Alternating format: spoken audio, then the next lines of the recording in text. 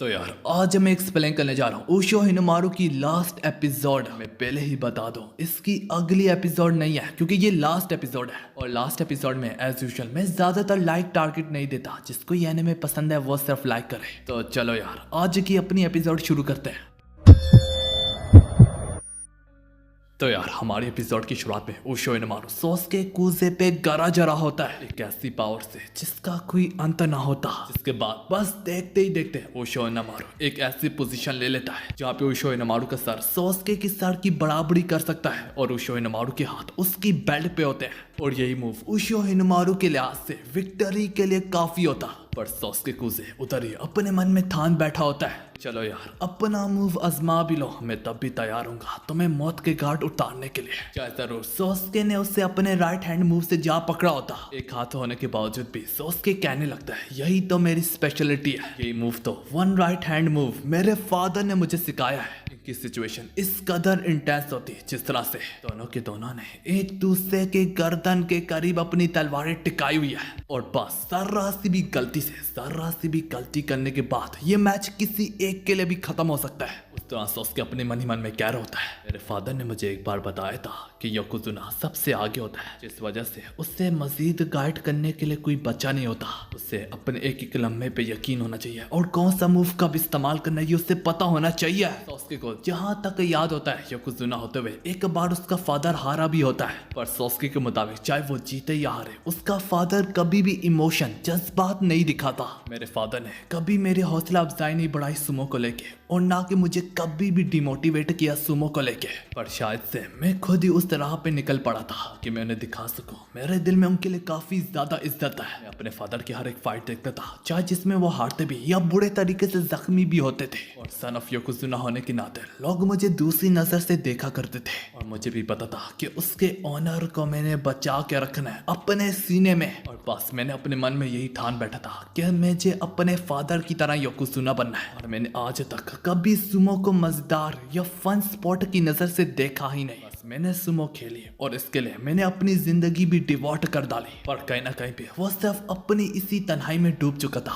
वो अपने आप को अकेला पा रहा था और अपने गोल में भी अकेला। पर फिर उस धोखा बड़ी रोशनी में भी उसके फादर ने उससे असली रोशनी दिखाई और उसे मकसद दिखाया कि तुम्हारे राइवल्स में भी वही भड़कते हुए शोले होते हैं, उनके सीनों में भी। और उसे फिर वो लम्हा याद आने लगता है जिस वक्त वो ओशो हिनमारू के खिलाफ अपने ईगा हाई यूनिवर्सिटी में लड़ा था। उसे याद करने के बाद वो ओशो हिनमारू का शुक्र अदा करते हुए कहने लगता है ओशियो तुम्हारा शुक्रिया, उस रोज मैंने तुमसे अपनी मर्जी से लड़ा था, हमने अपना सर से लेके पैर तक का जोर लगाया था और अभी भी। तब यहाँ पे यही सोच के सोस्के अब मुस्कुराने लगता है। सब कुछ बैठ के सोस्के की मदर भी देख रही होती है और वो भी हैरान होने लगती है। अब वहीं पे हम एक अनजान औरत को भी देखते हैं क्योंकि ओशो हिनमारू की मदर की भी तस्वीर को यहाँ पे लाते हुए कहने लगती है अपनी जी जान लगा दो ओशो, तुम्हारी मदर तुम्हें देख रही है। उधर ही हमें दिखाया जाता है दोनों के दोनों अपनी ग्रिप लेके एक दूसरे के खिलाफ जा रहे होते हैं। पर ऐसी पोज में रहने की वजह से ओशो यहाँ पे थकने लगता है। ये देख के तिनोजी शिदो कहने लगता है अगर ये लोग ऐसी पोज में रहेंगे तो कद के छोटा होने की वजह से यहाँ पे पहले ओशो ही थकेगा। तिनोजी का अब राइट हैंड भी बोलने लगता है ठीक का ओनिमारू का हाथ भी जख्मी है और वो अपनी पिछली बाउट से सही तरीके से रिकवर भी नहीं हुआ। वहीं पे ओशो हिनमारू अपने जख्मी हाथ की वजह से अब काफी ज्यादा थकड़ा होता है। अब इसी थकावट से वो यहाँ तक अपनी आंखें भी बंद कर डालता कि यूं ही उससे अपनी मदर की एक आवाज सुनाई देती है कि तुम सुमो क्यों खेल रहे हो। इसके बाद हमें एक फ्लैशबैक दिखाया जाता है जहाँ पे ओशो हिनमारू की ग्रैंड माँ हॉस्पिटल में पड़ी ओशो की मदर के लिए फ्लावर्स वगैरह लाई होती है। वहीं पे वो कहती है तुम्हारा बेटा दोबारा से हार गया, जबकि वो एलिमेंट्री स्कूल में काफी अच्छा होता था सुमो में। तो इस पर उसकी मदर कहती है क्योंकि उस दौरान उसका कद लोगों के साथ बराबरी रखता था। उसकी मदर यहाँ पे काफी दुखी बड़े अंदाज से कहने लगती है मुझे माफ करना मेरे बेटे, क्योंकि तुम्हारे गुजरे हुए फादर और मैं हमारा कद इतना बड़ा नहीं था और इसी वजह से मैं तुम्हें बड़ा जिस्म नहीं दे पाई। ये सारी की सारी बातें ओशो हिनमारू भी बाहर खड़ा होकर चुपके से सुन रहा होता है। ओशो हिनमारू को याद आने लगता कि सुमो में जीतना काफी ज्यादा मजेदार होता है, पर उसका भी कई गुना ज्यादा मजा बढ़ जाता है जब उसकी मदर उसे देखती थी जीतते हुए। उसे काफी ज्यादा हौसला अफजाई करती थी। सुमो के कारण ओशो हिनमारू फिर अपनी मदर को और भी खुश देखना चाहता था। और इसी तरह एक रोज आया यहाँ तक उसकी मदर भी दुनिया छोड़ के चली गई, और अभी भी वो अपनी मदर को खुश रखने के लिए सुमो खेलता चला जाता है। यहाँ तक प्रेजेंट में भी सुमो रिंग में वो अपनी मदर की प्रेजेंस को महसूस कर पाता। उसकी माँ उसे देख रही है, इस बात का एहसास उसकी माँ उसे दिलवारी होती है। और यहाँ पे भी उसकी मदर यही कहती है, नहीं सोचो इस बारे में, याद करो कि तुम सुमो क्यों खेल रहे हो। उशो इनोमारू बचपन में बढ़ चढ़ के योकोजुना के मैच का इंतजार करता था। और वहीं पे सुमो प्रैक्टिस के दौरान किरीटो से पूछने भी लगता है, ओए उशो, क्या तुम भी यामातो कुनी की तरह बनना चाहते हो?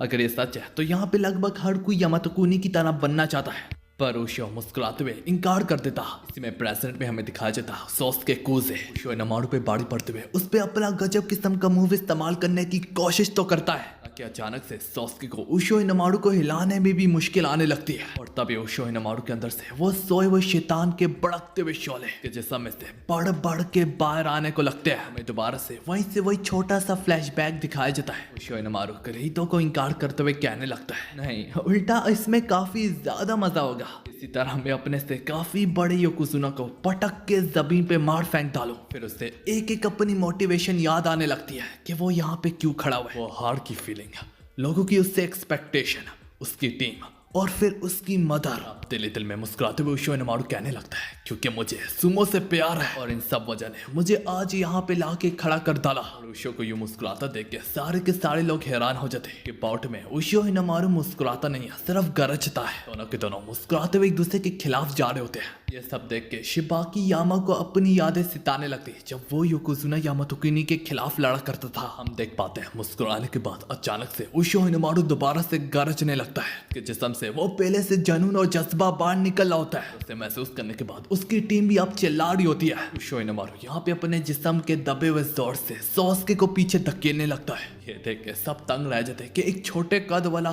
बंदा इतने बड़े को धकेल रहा है। अचानक से सोस्के ने भी कच्ची गोलियां ना खेल रखी थी। वो उसके हाथ को जा पकड़ता और अपने बड़े से जिस्म से अपनी फिजिक को बाहर निकालने लगता है। सोस्के भी अपना गजब किस्म का मूव उसके खिलाफ लड़वाने लगता है। सहते हुए उशो इनोमारू अपना 100,000 डीमन का यूज करता और यहाँ पे दोनों के मूव की स्ट्रेंथ लगभग एक ही जैसी होती है। इस वजह से अब दोनों के दोनों दोबारा से एक दूसरे पे टूट पड़ते हैं। ये सब देख के रियाना भी अपने होश खो बैठने वाली होती है। वो चिजुका का शुक्रिया कहती है कि तुम्हारी वजह से मैंने इस सुमो को ज्वाइन किया, सुमो क्लब को एज ए मैनेजर। वो कह रही होती है, शुरू में तो मैं इनका मजाक उड़ाती थी, पर अब कहीं जाके मुझे समझ में आ रहा है। लोगों को यूं लड़ता हुआ देख के मुझे समझ में आ रहा है कि सुमो का मतलब क्या होता है। सबसे बढ़ के मुझे ये इस बात का एहसास हुआ कि सुमो वाले कितनी हिम्मत रखते हैं। ये बंदा जितनी बार भी गिरता है तो बार अपने पैरों पे खड़ा होता है। जब वो लड़ते हैं हम उनकी उन मेहनत को महसूस कर पाते हैं और यही चीज क्राउड में बैठे हर एक लोगों के दिल पे भारी पड़ जाती है। और ये मेरा प्यार है हिनुमारू सुमो के लिए। बेसिकली गलत आइडिया मत ले लेना, हिनुमारू सुमो उशो हिनुमारू की सुमो स्टाइल का नाम है। इसी बीच में हमें दिखाया जाता है उशो हिनुमारू अब यहाँ तक सोस्के में पूरे तरीके से बाड़ी पड़ चुका होता है। पावर और हिम्मत और जज्बे को महसूस करने के बाद उसके अब खुद काफी परेशानी से दिल ही दिल में क्या होता है, क्या मैं हारने वाला हूँ? नहीं, मैं हारना नहीं चाहता, मुझे इसे कैसे न कैसे करके रोकना पड़ेगा। तो इसके खिलाफ जाने ही लगता है, पर उशो इनोमारू बार बार दिशा पलट के मजीद पटकने के लिए प्रेशर डालता चला जा रहा होता है। अब सोस्के को महसूस होता कि मैं कितना सीरियस लड़ रहा हूँ, जैसे कि मुझ पे मौत ताड़ी ओढ़ी हो, जैसे कि मैं खुदा इस वक्त मौत के काफी ज्यादा करीब हूँ। यही सोच के अब सोस्के फिर से मुस्कुराने लगता है। वो इस सिचुएशन के खिलाफ लड़ रहा है, उसे इस सोच से मजा आने लगता है। वो अपने दिल ही दिल में कहने लगता है, अब मैं सिर्फ अपने फादर को मजीद कॉपी नहीं कर सकता, मुझे इससे जीतने के लिए अपने फादर से बढ़ के सोचना होगा और अपने फादर से बढ़ के हिम्मत दिखानी होगी, मतलब कि अपने फादर को ही पीछे छोड़ना होगा। कहते हुए वो उशो हिनुमारू को नीचे अब धकेलने लगता है। उशो हिनुमारू भी अब गिरने के लिए तैयार ही ना होता। खैर यार, अब जिस तरीके से सोस्के लड़ होता उसका फादर ये देख के कहने लगता है, सोस्के के वार के पीछे जैसे कि कोई सोच ही ना हो, ये तुम्हें कोई सुमो प्रैक्टिस के दौरान नहीं सिखाया जाता और ये है इसकी सुमो इंस्टिंक्ट। तो ये होता है जब तुम दोनों एक दूसरे को अपने मैक्सिमम लेवल पे आजमाओ तो फिर उसी के खिलाफ जाने के लिए तुम्हें कुछ नया बनना पड़ता है। यहाँ पे सोस्के ये सोच रहा होता कि जीत उसके कदमों में, ये सोचते वो उशो को पीछे अब धकेला होता है। उशो के सीने में से वो भड़कते हुए शोले रुकने का नाम तक ना ले रहे होते। जब तक सोस्के को होश आती है उशो अपनी दिशा पलट चुका होता है। उशो इनोमारू देखते ही देखते उसकी मवाशी बेल्ट पे हाथ डाल के उसे पटकने को जा रहा होता है। उस दौरान वो सोच रहा होता है, जरूर मेरा जिस्म छोटा है, पर इसी जिस्म से मैंने सुमो इतनी बढ़ चढ़ के एंजॉय किया, इतनी शायद से किसी ने ना किया, तो इसके लिए आपका शुक्रिया। मदर। ये कहते हुए उशो इनोमारू उसके खिलाफ अपनी स्ट्रेंथ तो लगाने लगता है। उसे एहसास होता कि उसके एक हाथ में ताकत खत्म हो चुकी है, जो कि उसका थोड़ा बहुत जख्मी भी है। और फिर भी उशो इनोमारू अब उसे पटकने के काफी करीब है। वो हार मानने के लिए तैयार ही ना होता। अब यही हाथ को दोबारा से इस्तेमाल करने लगता है, पर सोस्के के सर पे रख के। उशो इनोमारू सोच रहा होता है कि उससे अपने ऊपर काफी फख्र है। छोटे से जिस्म के बावजूद भी वो एक मुश्किलात से गुजरा है। बस उशो इनोमारू अपनी बच्ची कुछ इस तरह से अपना डीमन व्हील मूव का इस्तेमाल करता, जो देख के सबकी आंखें रिजल्ट के लिए तड़पने लगती है।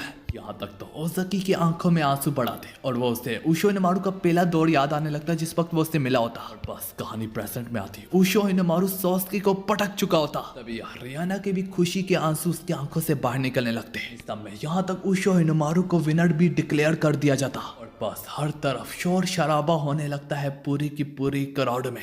यार अब तो लगभग हर कोई रो रहा होता है उशो की टीम में। उशो अब जमीन पे गिरे सोस्के की तरफ भी अपना हाथ बढ़ाता है। उधर ही दूसरी और यामातो कुनी कहने लगता है, मुझे काफी खुशी है, मेरे बेटे को हराने वाला उशो हिनोमारू है। और अब सोस्के को पता भी होगा कि अगली बार डिफीट को जीत में कैसे बदलना है। उशो की ग्रैंड माँ को भी अब काफी ज्यादा खुशी होती। यहाँ पे उशो हिनोमारू ये भी सोच रहा था कि स्ट्रॉन्ग अपोनेंट्स की वजह से भी मैं मजीद और स्ट्रॉन्ग हुआ और यहाँ तक जा पहुंचा। इसी बीच में उसे अपनी मरहूम मदर की याद सताने लगती है। यहाँ पे उसकी मदर ने उससे क्या होता है, शायद मैं उस दौरान ना हूँ जब तुम्हारे ख्वाब पूरे होने लगेंगे, फिक्र मत करना, मैं हमेशा से ऊपर से देखती रहूंगी। कहानी प्रेजेंट पे आती है। यहाँ पे उशो इनोमारू अपने से सहमत होकर कैर होता है, फिलहाल तो मैं योकोजुना नहीं बना, मगर हाँ मैं अपने ड्रीम के काफी ज्यादा करीब हो चुका हूँ। और ये कहते कहते उशो हिनोमारू के भी आंसू बाहर आने लगते, जबकि आखिर में अब उदाची हाई स्कूल को विनर डिक्लेयर कर दिया जाता ओवरऑल टूर्नामेंट में। इसी में हमें दिखाया जाता रियाना अभी भी काफी ज्यादा इमोशनल होती है। युमा से कह रही होती है, युमा तुम्हारी टीम तो जापान की बेस्ट बन गई है।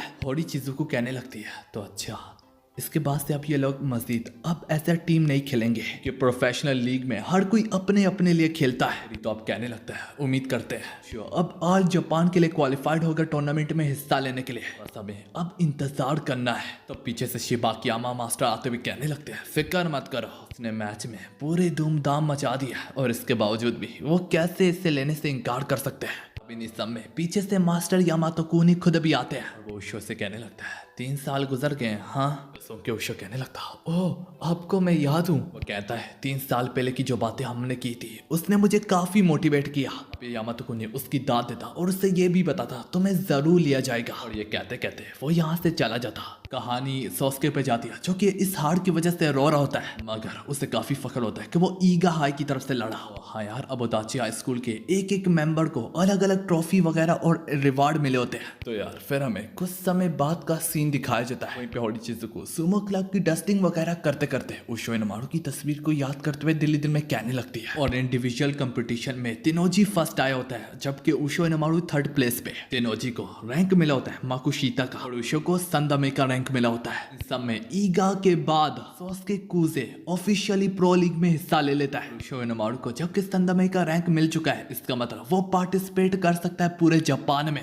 उशो इनोमारू को कद छोटा होने की वजह से 1 साल का वक्त दिया गया है, तो इसी की वजह से उसे अब अपना उदाची हाई स्कूल को छोड़ना पड़ता अपने सुमो क्लब को। यहाँ पे उशो इनोमारू अपने सफर में निकल जाता है। यहाँ पे जाते जाते वो अपने क्लोजेट जब खोलता है उससे किसी ने सुमो में चैलेंज किया होता है। ये देख के वो फोन से स्कूल की साइड की तरफ जाता है, जहाँ पे वो कैप्टन ओज़की की वही टूटी हुई रिंग पाता, मगर उसे अब पूरे तरीके से ठीक कर दिया गया होता। और ये रिंग इस बार योमा ने खुद बनाई होती है, क्योंकि उसके दिल में ये रिग्रेट्स होता है कि इसने ये तोड़ी थी। और यहाँ पे वो आखिर में दोबारा से अपनी आंखों से अपनी गैंग को देखता है और ये सारे के सारे एक दूसरे को चैलेंज करे होते हैं। इसे नाम दिया जाता है फेयरवेल सुमो। सबकी तरफ से उशो इनोमारू के लिए लास्ट तोहफा होता है। और इसी के साथ हमारी आज की एपिसोड, मेरा मतलब लास्ट एपिसोड यहाँ पे खत्म होती है। और गाइस इसकी और एपिसोड नहीं है।